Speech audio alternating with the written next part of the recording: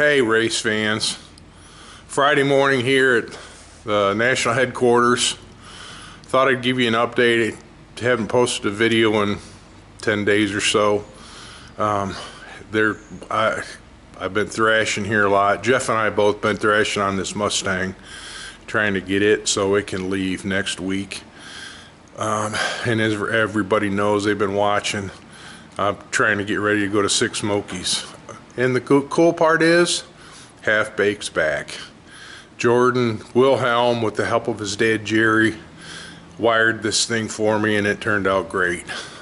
They're in finishing it up. I found a couple little problems that I've created, and I'll have to fix them this week. So my plans are, if everything shows up today, I'm waiting on alternator bracket and a coil and harnesses, the racing harness for the, of course, the driver's seat. So can't put the driver's seat in until I bolt the harness in and get that all going. So hopefully that stuff all shows up today. If not for the harness, I got a plan B. But the really nice part about it all is, you know, getting towards the end of this project and funds are starting to get a little bit slim. I reached out to some friends of mine. Derek Borders works for Holly, and they helped me out with a bunch of parts, which is awesome. So they've jumped on board to help with this. Parts and pieces, odds and ends, you know, you get to the end and, you know, there's always something you forget, and I always do. I'm an old guy, we forget a lot. So they've jumped on board to help, and I'll be proudly displaying their decals and running their product at this event, trying to push it as much as I can. They've helped me for a long time with several different projects, and honestly, I wasn't, you know, I was just looking for pricing to start, but they saw some value in what I have to offer, so they helped out, which is fantastic. So let me show you what's going on here, where I'm at with this, and I probably will start posting videos quite frequently now that this is close to done. I probably will take everybody for a test drive. I'm hoping that will happen this afternoon, and then tomorrow, this weekend out to Muncie, they're doing a thing called the Triple 12s, big money bracket race, and I'm planning on driving it out there. That's about 25 miles one way. Drive it out there and hang out with Jeff and Ryan and some of the other people I know out there, and then drive it back. That'll give me a beginning of a road test, and then next week, all week, I can drive it around. But I found, like I say, I found one issue I don't like that I can fix. I'm going to get it running and driving first, and then fix this. So I'll show you what's going on. I want to show you the wiring and everything too. Well, and remember too, when you hire an electrician to wire something for you, the good ones hide it all, which is really neat. So I've had somebody on Facebook reach out and say, hey, I want to see the wiring. Well, really good electricians, you can't. So, but I'm going to show you what I can, and appreciate everybody for following along. Here goes nothing. There she is. Got my finger in the way there. Fat finger this thing. But I'll show you what I got going on. Here's my checklist. This is what I've got left as far as I can tell, and I'm sure I will add to this, but as you can see, I got stuff scattered everywhere. Finding screws and, you know, parts and pieces. Window handles got to go on. I bought door locks since we're staying overnight at motels. I want to be able to lock the car up, so I got to pull the door panels back off, put the door locks in it. I put the street tires on. I got the slicks here. We have to finish making the mount on the top of the trailer to hold the slicks down, and those tires are way too big for this car, but it's what I had. They're brand new and it's what I had. So our goal here with Six Smokies this year is just to finish. We just want to finish. I don't care how fast it goes. We just want to have fun and not break no parts. That's going to be key this year, and then next year I'm planning on upgrading the motor a little bit, building a little bit more power. So on this thing here, I had it coiled on in the basement. It's a blaster coil with one of those tower things on it, and I don't like that at all. So I ordered another coil for the car. I'm running a Mallory Unilite distributor in it. Trying to stay old school with this car as much as I can. You know, those were popular back in the day. You know, dual points more than the Unilite, but I wanted to try to run this. I've got a couple, so I can throw a spare in a box and take with me. But Jordan also wired it so we can stick an MSD distributor in this car, you know, with the electrical pickup. All that stuff's here. It's all hidden extremely well. As you can see, the wiring is like nice and tight, and everything is super organized.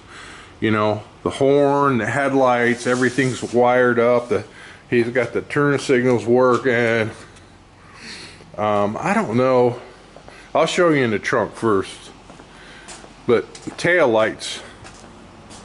I'll show you some of this stuff. Jordan's got all the tail lights, and the fuel pumps wired up so that we can swap pumps right here.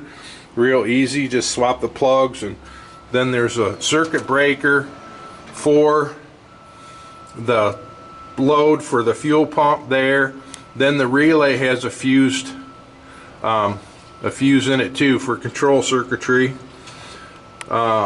Then back up in here, he's got a terminal strip, so if we want to change or modify anything in the trunk, we can do it at the strip. We don't have to cut wires or splice nothing. So they wired up the fuel sender, parts and pieces that are left over.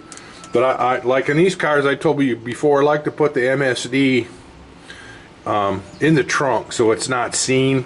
Most of the organizations out there don't like to see the MSD box, so I put it back here. And then he put a different RPM switch in to work the sway shift light. He said he likes these a lot better than the MSD stuff. So I've got a 3-step there. It's got an adjustable RPM control for launch. The way we wired this up is you press the line lock button down and the clutch in, and it'll go on to 2-step. Let go of either button and it still works, but the line lock will hold, so I can go up there and start my burnout, let the clutch out, and then it'll go to whatever RPM I want it to, if I'm smart enough to not over rev it. So, but in here, my window net's done. I got a clip to get that down. I think I can do it one-handed. Supposed to be able to, so that's out of the way. Tachometer, I put a different gauge in the dash. Everybody wants like $150 for a Taiwanese fuel level gauge for these things, and I wasn't going there, so I just bought a $50 gauge off the Jungle and put it in there. We have oil and water temp, and over there you can see I've got a plug on the bottom of the dash. Kenny put that bracket in there for me.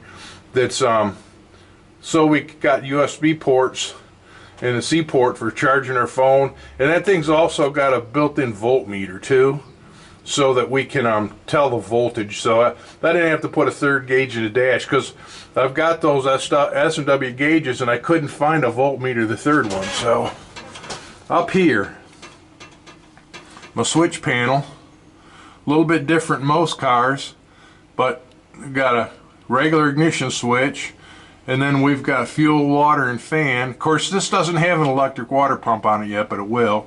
And then I've got headlights and wipers, and the last one's a turn signal switch. Okay, it's just a left and right switch, and then there's a flasher in the circuit, and what that does is operates the turn signal without having to put something on the column. And the way we keep it from cross feeding, or back feeding I should say, is there's diodes at the taillight circuit that keep it from back feeding through the stoplight circuit. So it's real simple to do it that way. There's guys out there on the interweb that do it with relays, and 4 relays and 50 feet of wiring, but you can do it with diodes just as easy. Diodes are more common. So then we have to put I think Jordan's got the trailer plug here, and then we have to hook that up to the trailer. And everybody's seen before, I think, I've got my hitch hidden behind the license plate there, so we take the plate off, and I'm going to make a deal that slides in there and holds the plate so I can just pull the pin. So, but so far so good. I don't know, I can show you up underneath the dash, but he said done such a good job of hiding this stuff. You know, I've got a little panel there where we've got lugs and the terminal strip there. Then he's got a terminal strip on the other side of the car too. But, you know, most of the stuff's done. I'm going to try to get the floors in it today. Fit the door bars once it's back down on the ground.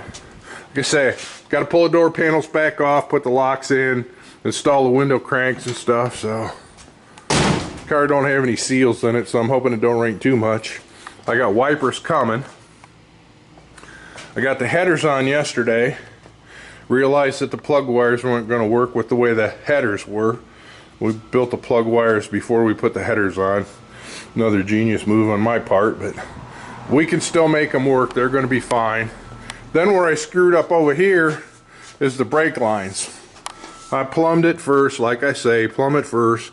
But then this brake line and this brake line they're way too close to the headers. So I'm going to have to redo them. I'll probably come out with a loop and come up and then go back and down. So I'll have to do that. I'll do that this week. I'm going to make sure, because the brakes work right now, I'm just going to make sure that everything else works. Debug it, you know, make it stop and go and all that stuff. Pour water in it, set the timing, you know, make it idle, flush the fuel system out.